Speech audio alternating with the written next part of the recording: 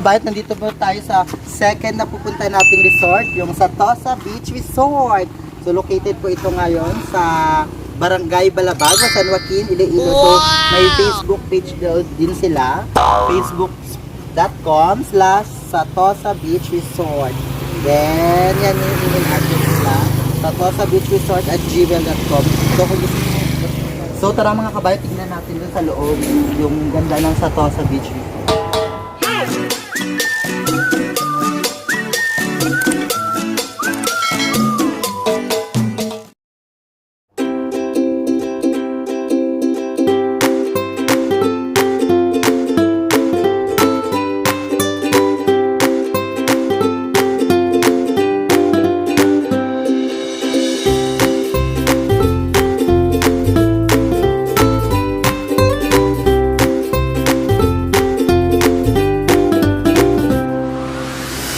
Kabayat, nandito na po tayo sa Satosa Beach Resort.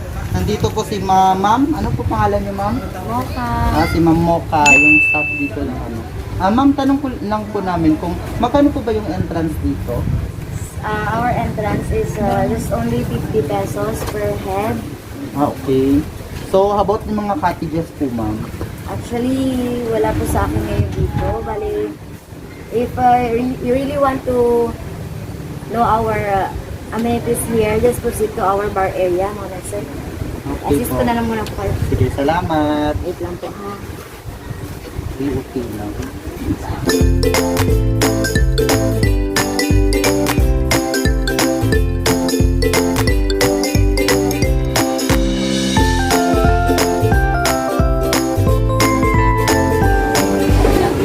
So mga kabayat, nandito po tayo sa Satosa Beach Resort, kung saan dito po yung manager nila. Sir, ano po pangalan niyo, sir? Enzo. Okay, never mind na lang. Sir, tanong ko lang po, magkano pa yung entrance fee dito sa Satosa Beach Resort? Pag adults, 50 pesos. And then kids is 30. Okay. 5 years old below, libre kami dito. Okay. Sir, ang about mga cottages po? Yung cottage, depende kasi minsan, nagpapaiba kami ng mga lowest promo rates kami. Katulad last time hanggang 18, naka-lowest promo rates kami. Okay, Yung cottages naman yun is 500 pesos. Yan po? Yung mga small cottages na. Tapos yung mga deck pavilion namin, mga lalaking cottages, around 1,000 to 1,500 pesos. Okay, so yung mga closed room for na cottages nyo? Yung big cottages namin, meron kami mga single bed. Okay, ilan po ba yung capacity nyo? Dalawa. Dalawa lang. Tapos yung mga open cottage? Ito. Ito. Pero kung walang pandemic, kahit ganito siguro kasya nila dyan. So about yung mga, ano ba tawag doon? Deluxe room namin yan. Deluxe room. Yung deluxe room namin is 2 double beds. Kaya kasya yung ani. Ani. Magkano po? Well, naka lowest promo rate siya, so 1,500 naman siya. Okay. Sir, may Facebook page po Meron. kayo? Okay, sir. So maglalagay na lang po ako ng link, sir. Tignan nyo na lang po doon at mag-inquire na lang po kayo. Ano pa? Meron din kami yan ng pavilion bar. Isang amenity namin yan. Siya. So, pag wala ng pandemic, pwede na dyan magpa-party. Pwede rin may DJ kami dito and live bands. Wow!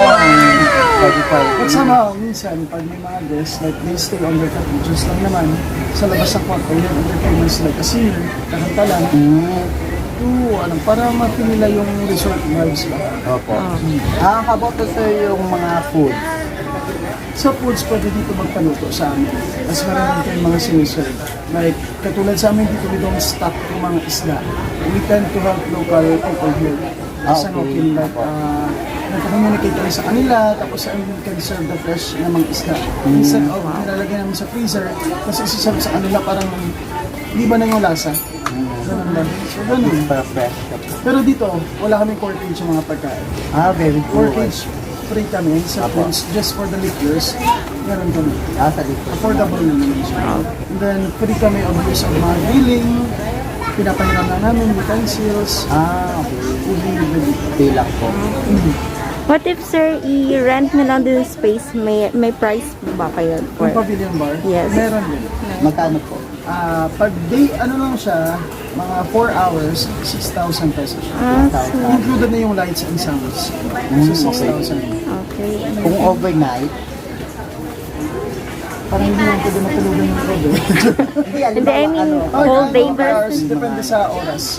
Per hour po pala ang ano niya. 4 hours 4 yung, hours, okay. maximum time. okay. Consumable sa 6,000. Affordable siya. Malapad naman yung space. Wala pa siya. Okay.